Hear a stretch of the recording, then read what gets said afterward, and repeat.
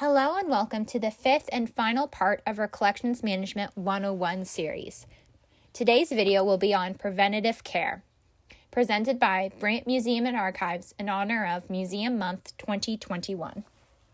Preventative care is a proactive approach to collection care. It is not reactive. This means collection managers seek to minimize change to objects from time and space instead of waiting for damage to occur and then trying to fix it. Part of this mentality is understanding that all objects have a lifespan, and a collections manager's responsibility is to lengthen that lifespan as much as they are able to with the equipment and resources available to them. To accomplish this, collection managers must be aware of the risks to their collection, otherwise known as Agents of Deterioration, and create strategies to circumvent these AODs. These strategies will change depending on the type of materials in your collection. A common and the most important preventative care strategy for every AOD is regular building maintenance. Here at the Brant Museum and Archives, we have implemented many preventative care strategies for the betterment of our collection. The image here is a clipboard of guidelines for staff to follow during different emergencies. These guidelines address the collection, visitors, and staff. For the rest of the video, we will briefly discuss these AODs and some preventative care strategies that we practice at the Brant Museum and Archives. We discussed dissociation previously in our accession number video. To prevent dissociation, the museum, like others, have implemented a sign-out method to keep track of objects in and out of storage.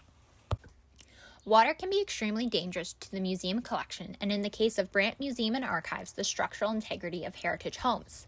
It can be caused by natural occurrences, technological hazards, and mechanical failures. Some preventative strategies include regular building maintenance, daily inspections, and ensuring pipes are insulated and all openings are properly sealed. Water damage can lead to mold growth that can completely ruin a collection. The images here are from water damage that occurred due to a water leak in the attic. Luckily, it happened in a walkway and little damage occurred. The entire roof had to be replaced to prevent more leaks from popping up.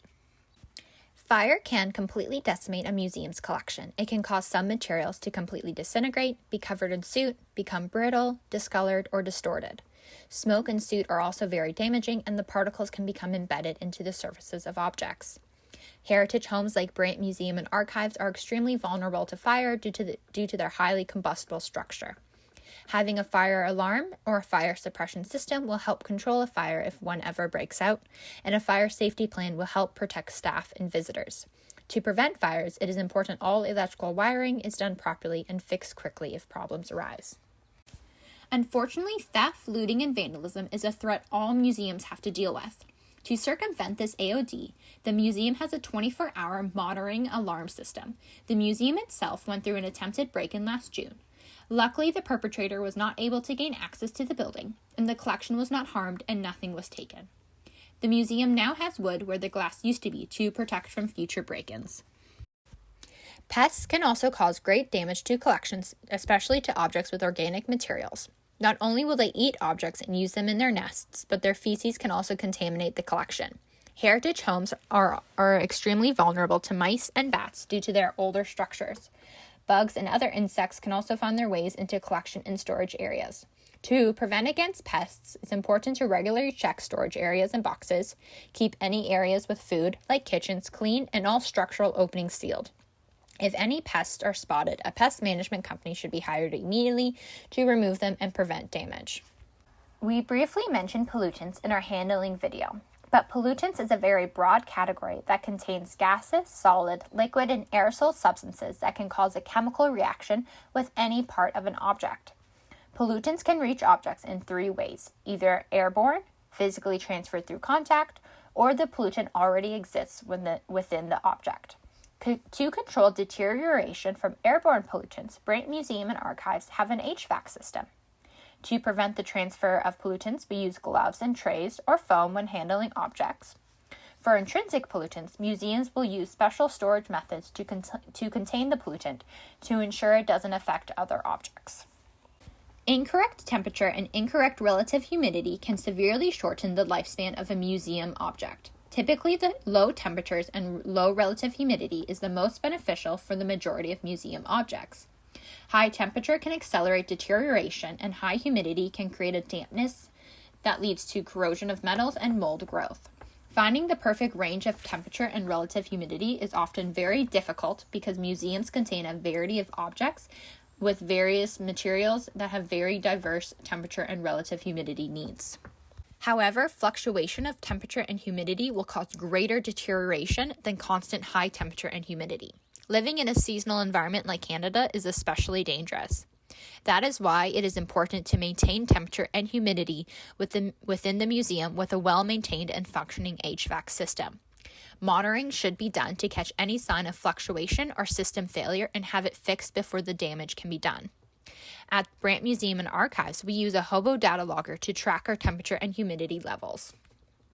Light is a complicated agent of deterioration because it is necessary to see, but it can also cause immense damage.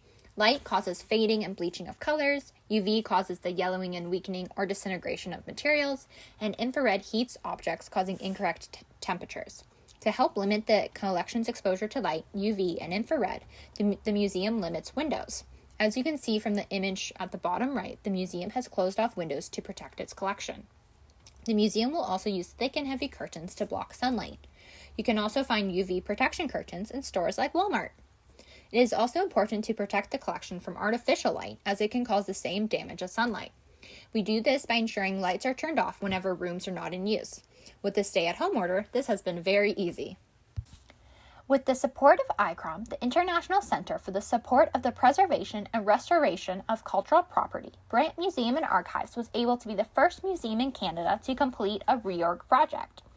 Reorg is a step-by-step method for planning and implementing a storage reorganization project. It improves collections management through improved storage. By completing a Reorg project, the museum was able to reorganize its storage area using up-to-date equipment and techniques for the betterment of its collection, and continues practicing it today.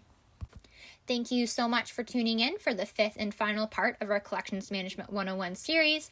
I hope you all learned a little bit about collections management. For more information on preventative care and collections management strategies, go visit the Canadian Conservation Institute website. Stay tuned tomorrow for our University Building walking tour. Thank you so much and see you all again soon. Bye for now.